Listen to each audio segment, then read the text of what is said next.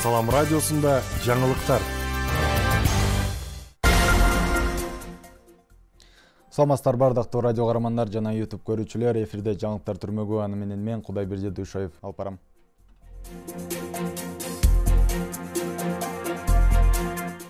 Тоолуу райондордо сел жүрүү коркунучу жогору. Өлкөнүн тоолуу райондорунда сел жүрүү коркунучу жогору бойдон калууда. Бул тууралуу өзгөчө кырдаалдар министрлигинен билдиришти.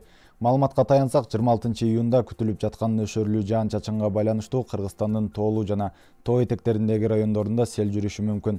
Дарыяларда суунун деңгээлинин көтөрүлүшү күтүлүүдө.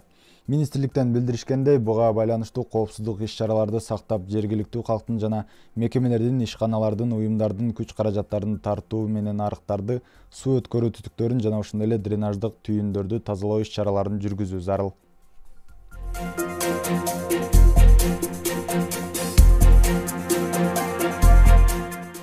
Баткенде мас абалда жол эрежесин бузган 24 айдоочу кармалды.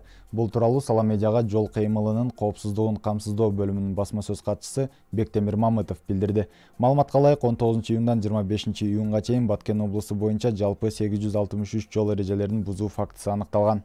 Алардын ичинен мас абалда унаа башкаргандыгы үчүн 24 айдоочулук күбөлүгү жана автоунаага тийиштүү документтери жок унаа башкарган 16, кыймылдын белгиленген ылдамдыгынан ашырып айдаган үчүн 117 айдоочу аныкталса, алдыңкы айнегин мыйзамсыз караңгылатып айдап жүргөн 2 айдоочу кармалган, жана башка ар кандай жол эрежелерин бузган 821 айдоочу аныкталып, убактылуу токтотуучу айып короого 42 автоунаа токтотулган.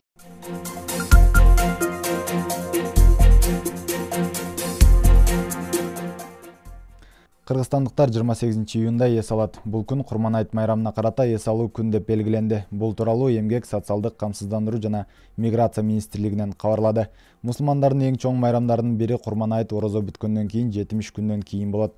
Ай календарына ылайык жыл сайын 10 күн айырма менен белгиленет. Майрамдын аталышы араб тилинен которгондо курмандык чалуу майрамы дегенди билдирет. Бул майрамда мусулмандар кой, уй же төөнү союшуп, дасторкон даярдашып, бири-бирин коноктошот. Колунда жокторго эт жана башка азык-түлүк таратылат.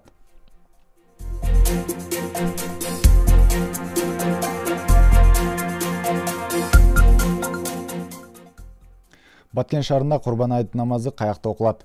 Курман айт намазы Баткен облусундагы Борбордук жума намазы окулуучу мечиттерде окулат. Баткен шаарында Курман айт намазы төмөнкү мечиттерде окулат.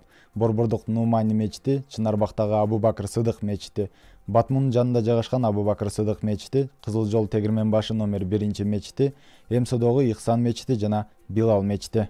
Баткен шаарында Нумани атындагы Борбордук мечитинде окулмакчы. Айт намаз 6:00-дөн 7:00-га чейин дин алымдарынын баяндамасы менен башталат. Ал эми 7:00-дон 7:30-га чейин облус казысынын жана жергиликтүү бийлик өкүлдөрүнүн куттуктоолору айтылат. Ал эми 7:30-да айт намазы окулмакчы.